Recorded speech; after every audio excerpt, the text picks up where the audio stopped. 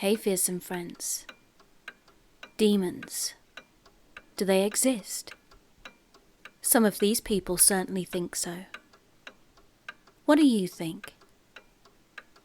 Here are 7 accounts of true possible demon experiences.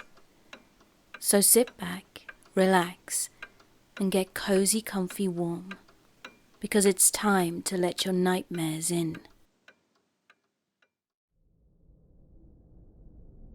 I was a young child at the time, but I wasn't the only person in my house to have an odd experience.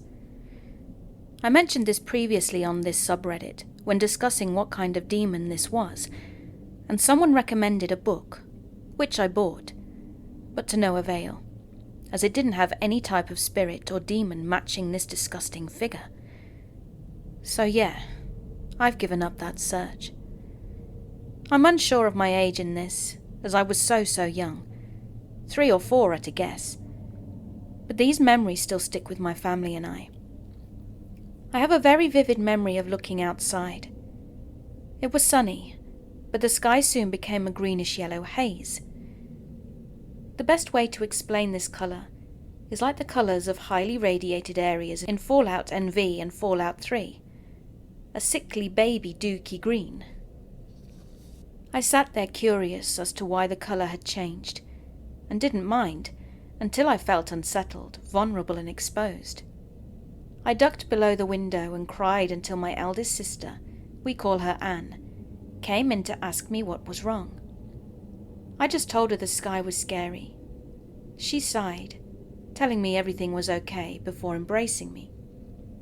Little did I know the odd experience I witnessed was only a splinter of the activity that came from that house.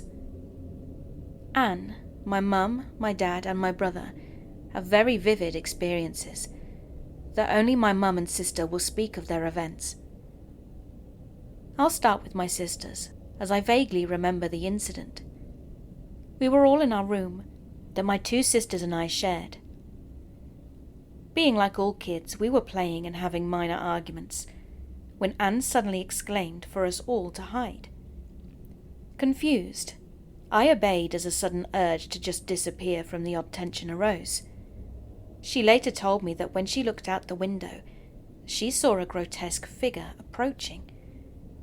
She could tell there was a negative energy around it, and demanded for us to hide as she feared what would happen if it saw us. As she peered from her hiding place, she saw a large golden frog-like eye covering most of the window. Its odd scaly grey-green flesh oozing, it blinked before looking right at her. She said she just felt dread as it smiled, bearing jagged, rotten teeth, and within seconds it was gone. My mum had had a similar experience as Anne. She was outside gardening while we were all indoors, when she had a sudden urge to look up from the garden to see a bipedal frog-like grotesque creature approaching the house from the backyard. My mother is a pretty religious person, and as the creature approached, she started to pray, louder and louder, as the creature came closer. She finished up the Our Father prayer with a strong Amen, and claimed to witness what she called a large bright hand reach down from the sky and hold the creature at bay.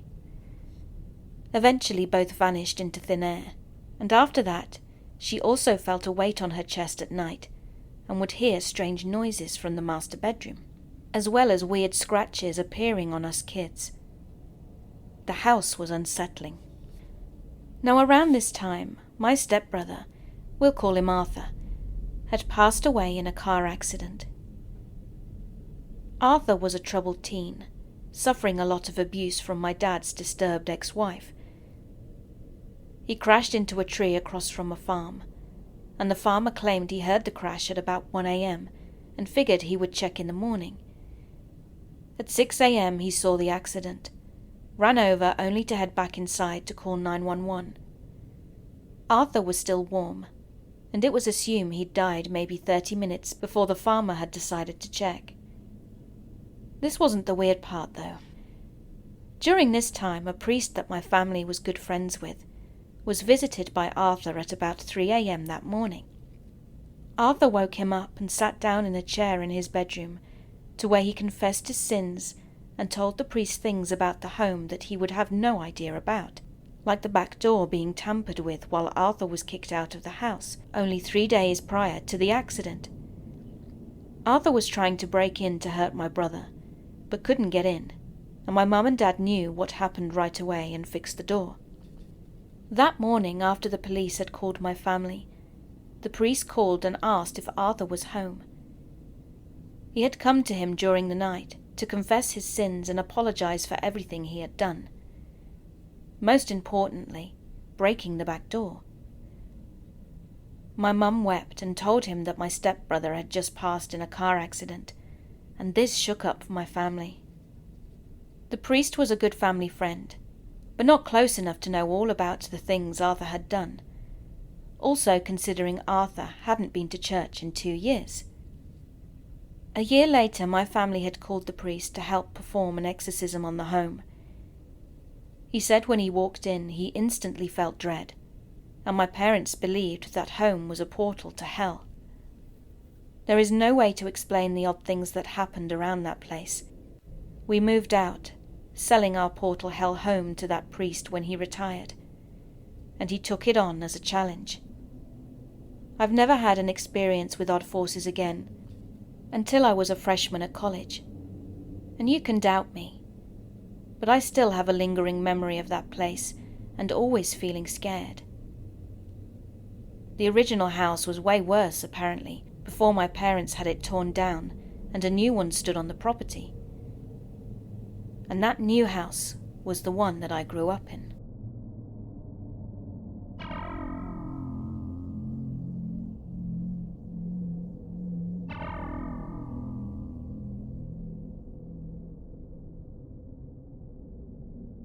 So I've posted here before thinking I was dealing with an incubus. I haven't had any issues with that though since I posted about it a couple of months ago. That is until last week. And now my mind is a little bit scattered on what the actual hell I'm dealing with here. I was reading a book on my phone one day, when I became very sleepy and decided I'd take a nap. I was only asleep for about 20 to 30 minutes in total, and over the past few months, like I said, I haven't had any problems, but I have felt a few times like there was something cuddling me from behind, like just having its arms around me. I thought it was a little weird, but I wasn't completely sure it was something to be worried about. Well, this time I once again felt something was cuddling me from behind, but it was also messing with me, if you know what I mean. I quickly realized what was happening, woke up and tried to get away. But when I did, and was trying to lift myself up with my arms, I think I caught it off guard, because it then let go of me a bit as I struggled up, and my arms were just very shaky. But suddenly it grabbed me around my waist and pulled me back down, and I barely even remember hitting the bed, as I was already out again.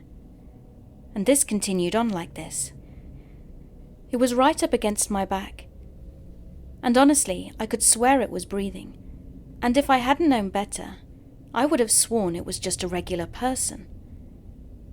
But I don't know what I'm dealing with, and I'm honestly lost. I would have thought it was an incubus before, but it seems strange that it has just been cuddling me. I've never invited anything like that around me, and I haven't done anything for something like that to do what it is doing. I cleanse my spaces and self very regularly to cast out anything negative. But if it isn't an incubus, what do you think it could be? Just a ghost? Or maybe someone astral projecting? It doesn't feel like a threat or gives out any bad energy, but I do feel slightly like I've been raped. What worries me the most, though, was that I'd tried to get away, and it had the power to actually pull me back down again. Does anyone have any ideas, help, or guidance?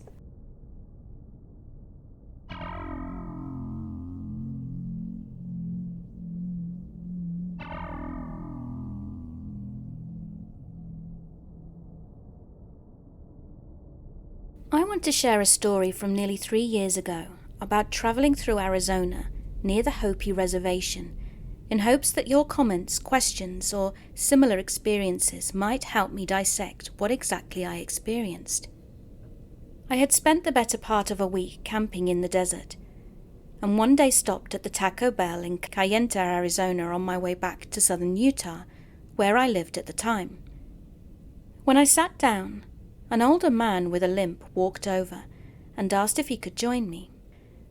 I felt a little strange about it, but I hadn't spoken to anyone in days and could use some conversation. He opened up to me, told me a little bit about his past on the Navajo reservation, his estranged family, some verses from the Bible — he was a Christian convert — and how a local pastor at a church had been helping him to get back on his feet. I was unsure if he was evangelizing, or maybe wanting some cash, or something else completely. I'm still unsure, in fact. But then his story turned dark. He started talking about seeing ghosts, and how he had been possessed by a demon twice, and maybe he still was. He wanted to show me videos on his phone of one of the spirits in his house. I watched a blurry streak of color that appeared in the middle of the kitchen on his phone screen, but it looked like there was a filter applied to the video, and it could have just been some sort of reflection or interference. Ultimately, I was unconvinced, but there was a feeling of uneasiness settling into my stomach. The story continued for a while until I told him I had to be heading home when he asked me for a ride to his house around the block. He had a limp and it took him 20 minutes to walk home in the cold, but it would only be a 3-minute drive. Again, very uneasy about this, I said yes. I mean, after hearing his story and the hurt and struggle in his voice, I felt compelled to at least help him in this small way. He expressed a lot of gratitude when I said yes, and he directed me down the main road, away from the business strip in Kayenta, toward a very dark block of scattered homes and open desert. The uneasiness I felt turned into dread, and I kept asking him over and over where his house was, and he would just say, "It's right up here." The thought that he may have a weapon crossed my mind, as we were heading further away from the traffic, lights, and people around the main strip of town. We then entered what looked like a run-down, abandoned subdivision of very small homes, with the occasional working streetlight.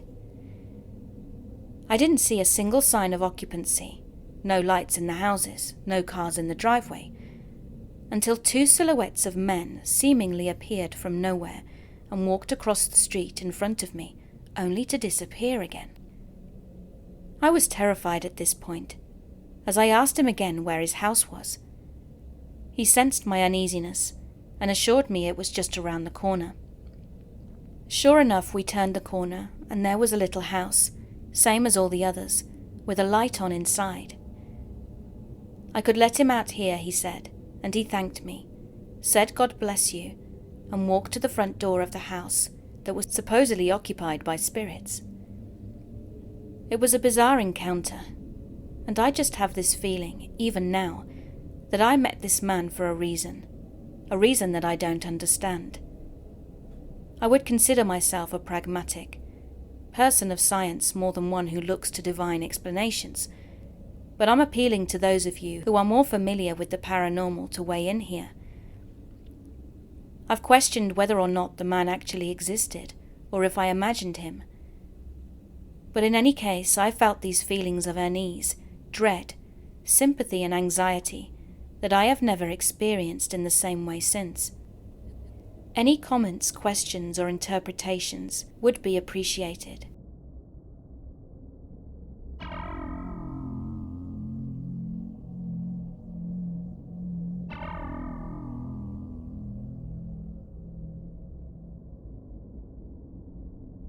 When it comes to mental skills that don't involve some sort of physical involvement, like computer programming, but purely mental behavior, I, 90% of the time, cannot learn at all unless I write it down.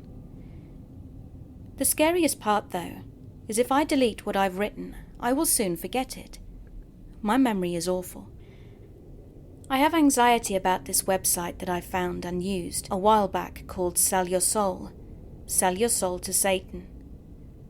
I sold my soul, as the site said I could ask for a refund after making a pact on the site, and the effects would slowly fade.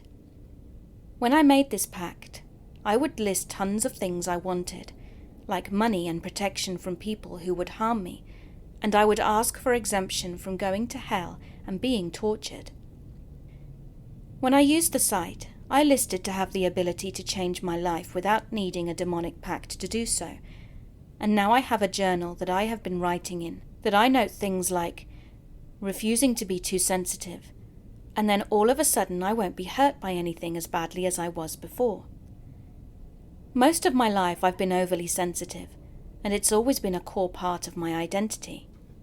But I'm not joking when I say that I can literally become a different person just by stating I will in my journal. I also recall having a similar ability when I was younger. It was just less pronounced. And when I made the demonic pact, or when I meditate with the focus on my pineal land, I can make similar changes without writing it down, but it's not as effective. How it feels when I do a pact or make changes feels like being gently pushed by a wave from the back of my head, but then the wave goes through me. It's kind of comparable to the feeling of alcohol drying on your skin if you wave your hand around. I want this to all be caused by secular issues and explained rationally. I do have psychosis and have been going through derealization and depersonalization, but this is only recently that I've used this site after many years, and the last time I used it, I said I was sorry I'd ever done so in the first place. When I think about the status of Baphomet, my weird sensation starts coming back to me. I forget who my mother is, and who I am, and what I believed in. But not every time. I just want to know exactly what's going on. I used the website when I was a teenager. Moody, needy, depressed, suicidal, and somewhat religious. And I was angry with God and my life. I was in a strange place, and I can also be impulsive at times. So when I saw this article on how neuroscience explains why you need to write down your goals if you actually want to achieve them, that could maybe explain why all this was happening. I assure you, though, that every single time I used the website, I felt the sensation of some kind of force, and it happened multiple times afterwards, as if someone was working on me, but I couldn't see them. It's like my fate is tied to the site. I know that this could all just be my subconscious psychosis, making it seem real, but it did work, and I don't have to even think about the site for it to work. I am not now under the effects of the pact, because I asked to cancel them all, so maybe I am still in one. I don't believe it's supernatural, but I know I can't explain it, and I'm open to the possibility it is. What is happening to me? What have I gotten myself into? Anyone who has used the site, or is maybe an expert of demonology or Satanism, or the occult, can explain. I tried to contact the site owner with no success, in an attempt to get them to prove to me it's fake. I would certainly feel a lot better, as I've had these worries for a few years now. Any help is welcomed.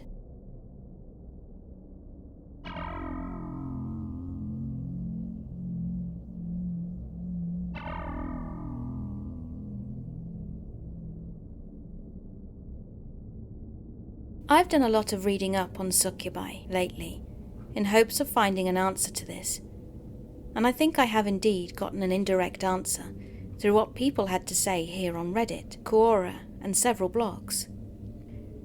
I know these aren't exactly the most reliable sources, and are all written by your average internet users like you and I, but my concern is that they are all pretty much saying the same thing, which is leading me to believe it is valid. But what I'm looking for here is a more direct, clear-cut answer. So I'll get right to the point. I think I might have accidentally summoned a succubus by unintentionally meditating. From everything I have read, I have learned that apparently simply sitting down, meditating, and telling yourself that you want to call a succubus will not cut it.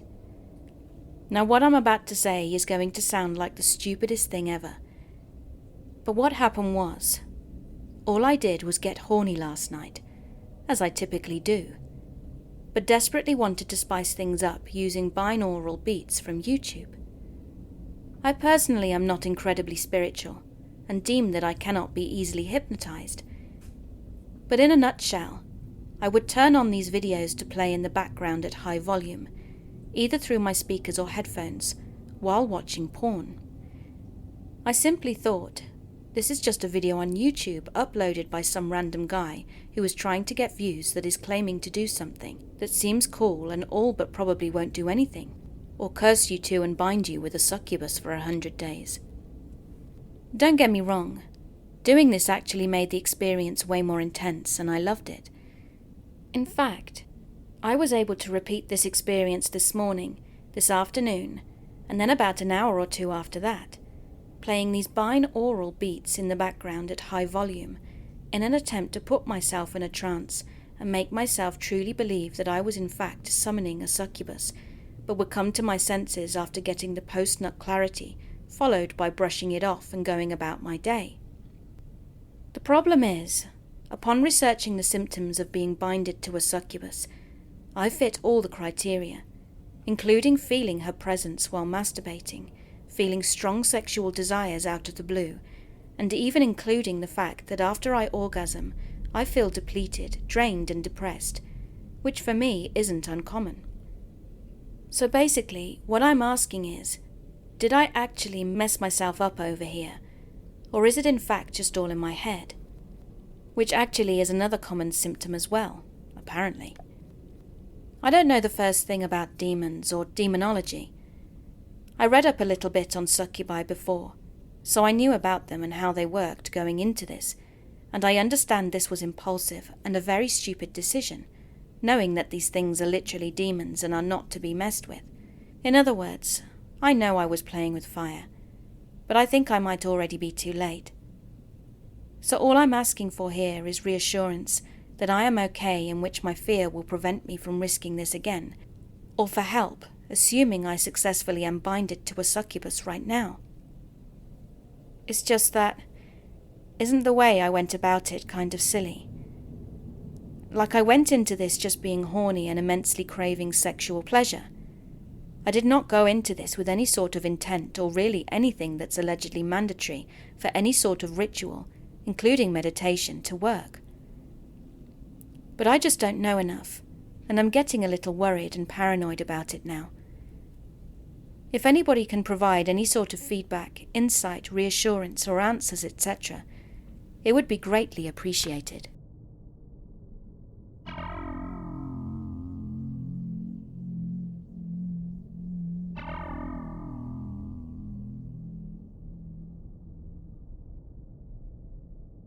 I'm looking to get people's views and thoughts on a paranormal encounter that I experienced and can't get off my mind, so I'll try my best to describe it and give you some background info.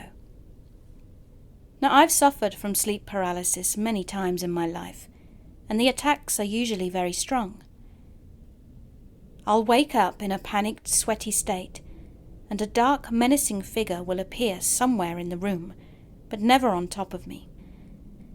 I then can't move my body for a few minutes, and it feels like a very dark presence is in the room and that I'm going to die. The figure, or whatever it is, never moves, and after I finally gain control of my body, sometimes I vomit from the fear of what I've seen and immediately go into a panicked state. This has happened probably a dozen or so times in my life, and sometimes it's not so bad, but other times have really messed me up and scared the hell out of me, to the point of where I can't sleep or eat for a few days. So after dealing with varying episodes of sleep paralysis for over half of my life, I had the scariest encounter yet, and I truly believe I was in the presence of a demon, bad spirit, or something paranormal. 2 years ago, I was traveling around Europe with my family. But they left and I continued on to meet my partner in Paris for a few nights. We then went on to Rome, Italy, and on our last night there, we checked into Hotel Balila in an old part of the city. It was a very old building that had been converted into a hotel. The room layout was very strange, and when I first entered it, I had a strange feeling come over me. But only because of the layout and the furniture. Everything was put in weird places, and it just looked weird. Anyway, when we returned that night for bed, we watched TV for a bit and went to sleep. In the middle of the night, I woke up screaming at the top of my lungs, louder than I've ever screamed in my life. So of course my partner immediately woke up and started slapping my hands to wake me up, believing I was having a sleep paralysis attack again. Except this time it wasn't. I sat up and continued screaming, and I was in full control of my body and awake. I was witnessing the scariest thing I've ever seen in my life. A dark ball-looking thing was running around the room, across the floors, up the walls and on the ceiling, and all at a very high speed. I don't know how to describe it even to this day, but it was the worst feeling I've ever had in my life. It didn't have hands or feet, but it was human-like, and was the darkest demon-like creature I've ever seen. It looked black, and with muscles and bones, but they were all breaking and ripping whilst it was moving erratically around the room. It looked like a bunch of black body parts, all stuck together in a ball, moving in a circular and erratic fashion. My partner watched in horror as I was whipping my head around the room, following this demon or whatever it was, and I remember being fully awake, with my partner's hands in mine, choking and not being able to communicate with him what was happening. I felt completely possessed by this creature. It felt like it was grabbing me when it came near me, and I couldn't look away. I wasn't in control of my body, even though I was awake and sitting up and moving. The thing was making a loud shrieking noise that was distorted and sounded like a mix of screaming and bone, flesh ripping and breaking. It was pure darkness and evil. It kind of looked like a picture of the Buer demon, except with more humanly and gruesome features. I had never heard or seen a photo of the Buer demon prior to this experience. My partner finally got out of bed and turned on the lights, and thankfully it stopped. He was shaking me and screaming into my ear to get me to stop screaming, and whatever the thing was had disappeared, and the episode ended. It was the longest and scariest few minutes of my life, and I sat there, unable to speak, hyperventilating, and in the most fearful state I've ever experienced. I wasn't able to go back to bed that night, as whatever I'd seen haunted me in a way that I can't describe. After returning from the trip, I became obsessed with trying to find more information on my experience. I spent hours and days reading various hotel reviews and Rome ghost stories. I wanted to see if anyone else had had experiences in that hotel, but I found nothing.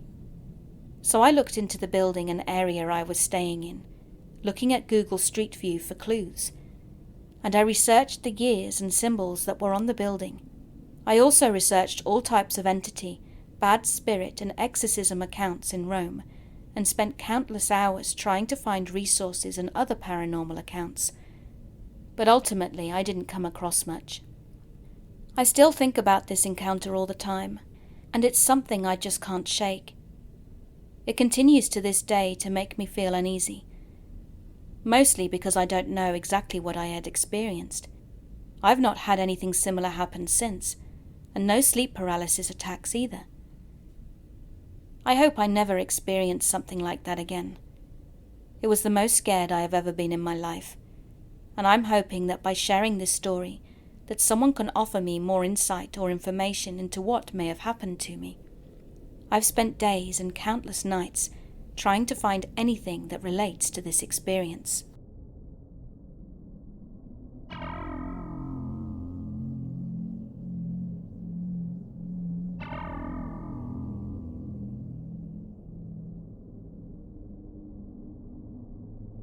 I know demons are very real. I'm by no means an expert though, and if I say anything incorrect, please make it known. Again, they are real, but not to the extent that movies or some literature would depict. Beings exist in realms parallel to ours, move, live, and do things like creatures in our plane of existence, but most of us can only feel the parallel through a kind of sixth sense. Examples being are cold shivers, goosebumps, extreme anxiety, and sleep paralysis. I also personally theorize many mental health problems stem from a demonic nature, psychopaths, sociopaths, that perhaps can't feel certain emotions or have little value for other life due to damage of the soul, or are partially possessed. I understand they can do things in our realm that challenge our very understanding of what's possible, and they're not all evil. Some are good, and most are indifferent. However, you usually won't know if one means you harm until it's too late. Demons walk among the human body like suits, and I'm still unclear on how the complete takeover happens. However, it can be voluntary from the host, but I don't know if that affects the amount of control they have. But some of these guys basically have powers and knowledge to do things a lot of people think of as impossible. While in a host, they can directly communicate with other entities from their realm, and each one is where they are for a reason, like a piece on a huge chessboard. Granted, there are a lot of low-value pieces, and they can have specific things they have to do too. But aside from orders, they can very easily live a human life, grow old, fall in love, and have children. Although I'm not sure children are the sum of their parents' possible half-breeds. So you'd never know unless you knew their weaknesses and vulnerabilities. So, not sure how or why, but salt is pure, and they don't much like it. Anything holy makes them feel pain to a varying extent, and I believe that where they aren't used to having bodies to take care of, it can make them prone to suffer from different illnesses. Maybe demons put more wear on a human body. They do want souls, but I'm not sure what they do when they get them. It does, however, make them extremely powerful.